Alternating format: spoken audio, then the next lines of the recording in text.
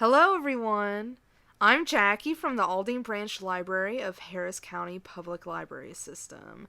Today, we are going to be doing another YA book talk, and we'll be talking about Ready Player One. This is a crossover novel that's good for both teens and adults.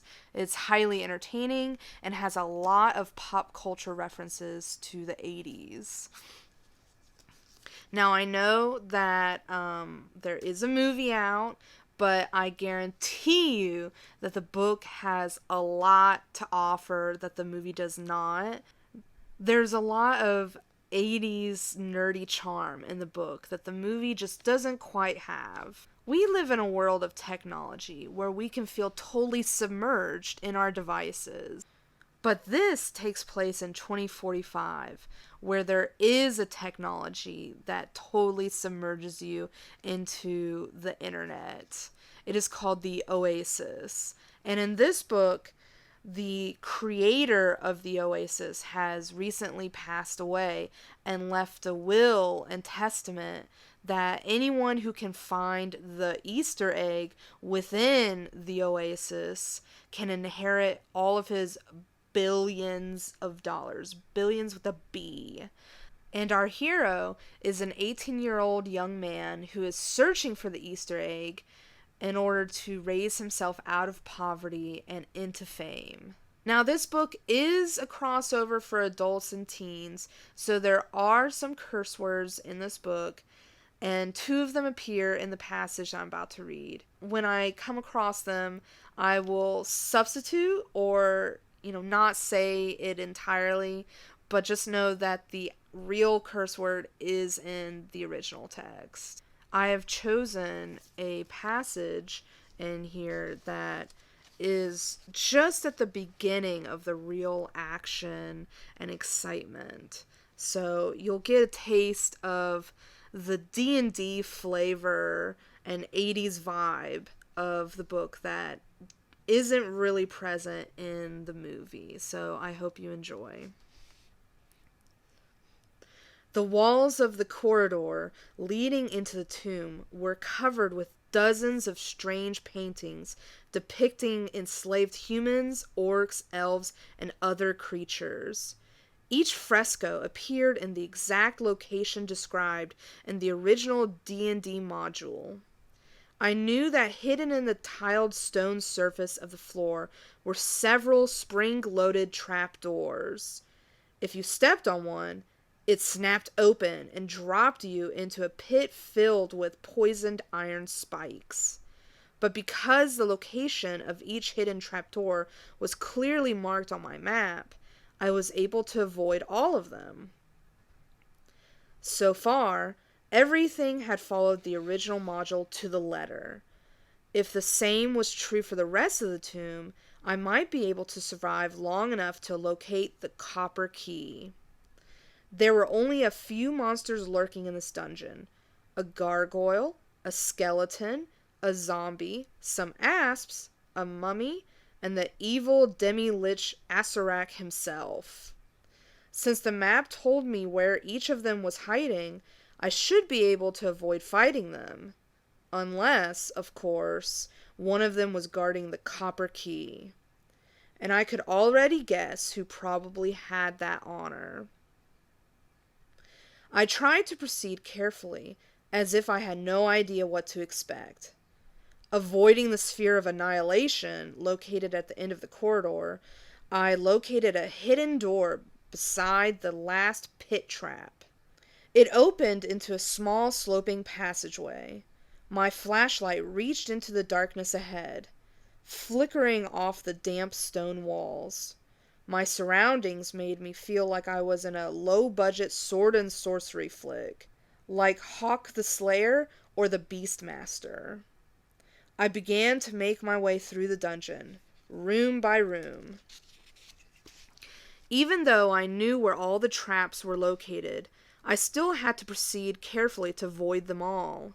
In a dark, forbidding chamber known as the Chapel of Evil, I found thousands of gold and silver coins hidden in the pews, right where they were supposed to be.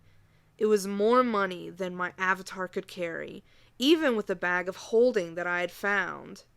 I gathered up as many of the gold coins as I could, and they appeared in my inventory. The currency was automatically converted, and my credit counter jumped to over 20,000, by far the largest amount of money I'd ever had. And in addition to the credits, my avatar received an equal number of experience points by obtaining the coins. As I continued deeper into the tomb, I obtained several magic items along the way. A +1 flaming sword, a gem of seeing, a +1 ring of protection. I even found a suit of +1 full plate armor. These were the first magic items my avatar had ever possessed, and they made me feel unstoppable. When I put on the suit of magical armor, it shrank to fit my avatar perfectly. Its gleaming chrome appearance reminded me of the BA armor worn by the knights in Excalibur. I actually switched to a third-person view for a few seconds, just to admire how cool my avatar looked wearing it. The farther I went, the more confident I became. The tomb's layout and contents continued to match the module description exactly, down to the last detail. That is, until I reached the pillared throne room. It was a large square chamber with a high ceiling, filled with dozens of massive stone columns. A huge raised dais stood at the far end of the room, atop which rested an obsidian throne inlaid with silver and ivory skulls. All this matched the module description exactly, with one huge difference. The throne was supposed to be empty, but it wasn't. The demi-lich Acererak was sitting on it, glaring down at me silently. A dusty gold crown glinted on his withered head. He appeared exactly as he did on the cover of the original Tomb of Horrors module. But according to its text, Acererak wasn't supposed to be here. He was supposed to be waiting in a burial chamber much deeper in the dungeon. I considered running away, but decided against it. If Halliday had placed the Lich in this room, perhaps he'd placed the copper key here too. I had to find out. I walked across the chamber to the foot of the dais. From here, I could see the Lich more clearly. His teeth were 2 rows of pointed cut diamonds arrayed in a lipless grin, and a large ruby was set in each of his eye sockets. For the first time since entering the tomb, I wasn't sure what to do next. My chances of surviving one-on-one combat with a demi-lich were non-existent. My wimpy +1 flaming sword couldn't even affect him, and the 2 magic rubies in his eye sockets had the power to suck out my avatar's life force and kill me instantly. Even a party of 6 or 7 high-level avatars would have had a difficult time defeating him. I silently wished, not for the last time, that the Oasis was like an old adventure game and that I could save my place. But it wasn't, and I couldn't.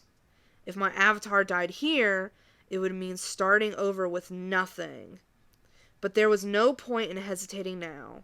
If the Lich killed me, I would come back tomorrow night and try again. The entire tomb should reset when the Oasis server clock struck midnight.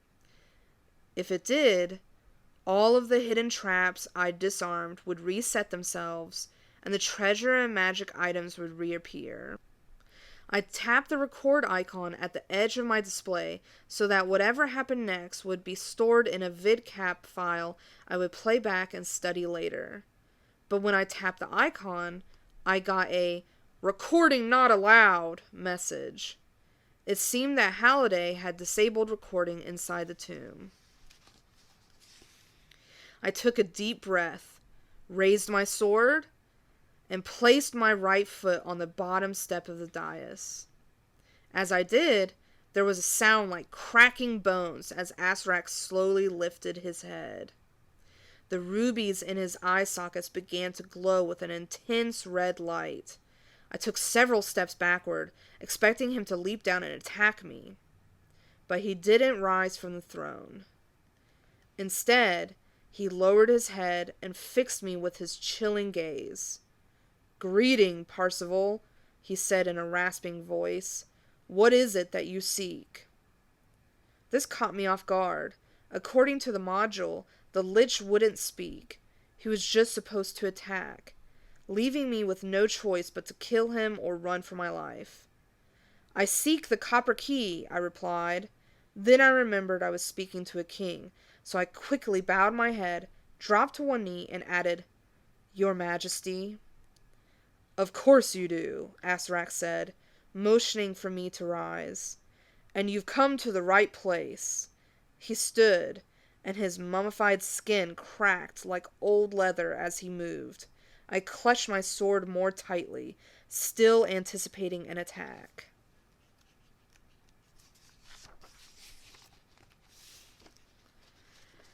"How can I know that you are worthy of possessing the copper key?" he asked. Holy sh... How the hell was I supposed to answer that? And what if I gave the wrong answer? Would he suck out my soul and incinerate me? I racked my brain for a suitable reply. The best I could come up with was, "Allow me to prove my worth, noble Asarak." The Lich let out a long, disturbing cackle that echoed off the chamber's stone walls. "Very well," he said. "You shall prove your worth by facing me in a joust." I'd never heard of an undead Lich King challenging someone to a joust. Especially not in a subterranean burial chamber. "All right," I said uncertainly. "But won't we be needing horses for that?" "Not horses," he replied, stepping away from his throne. "Birds." He waved a skeletal hand at his throne. There was a brief flash of light, accompanied by a transformation sound effect, which I was pretty sure had been lifted from the old Super Friends cartoon. The throne melted and morphed into an old coin-operated video game cabinet. 2 joysticks protruded from its control panel, one yellow and one blue. I couldn't help but grin as I read the name on the game's backlit marquee. Joust. Williams Electronics, 1982. "Best 2 out of 3 games," Asarak rasped. "If you win, I shall grant you what you seek." "What if you win?" I asked, already knowing the answer. "If I am victorious," the Lich said, the rubies in his eye sockets blazing even brighter, "then you shall die." A ball of swirling orange flame appeared in his right hand. He raised it threateningly. "Of course," I said. "That was my first guess. Just wanted to double check." And that is just a small taste of Ready Player One by Ernest Cline. You can find a copy of this as an ebook on our app Overdrive for free with your library card. I also highly recommend the e-audiobook that you can also find on Overdrive. It is narrated by Will Wheaton, who does an excellent job of capturing the humor of the book. Alright, this has been Jackie with the YA Book Talk. Thank you for joining me. I hope that you consider reading this. Bye!